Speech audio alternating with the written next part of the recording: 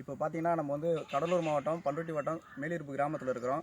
என் நண்பர் பார்த்தீங்கன்னா வேர்க்கடலை பயிரிடணும்னு சொன்னார். அவருக்கு வந்து நான் வந்து இயற்கை உரமான நமது கம்பெனியோட இயற்கை உரமான க்ரோ மேஜிக்கும் போஸ்டாகவும் கொடுத்தேன்.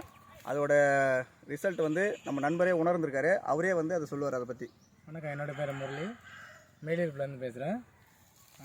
நண்பர் வந்து இயற்கை உரம் கொடுத்தாரு. இதில் இதுக்கு முன்னாடி மகசூல் வைக்கல, வெறும் முந்திரி காடாக இருந்துச்சு. எல்லாத்தையும் வெட்டிட்டு இது மணிலா, மரவள்ளி, உளுந்து, முள்ளங்கி எல்லா மகசூலும் ஒரே இதில் விளைச்சல் பண்ணோம்.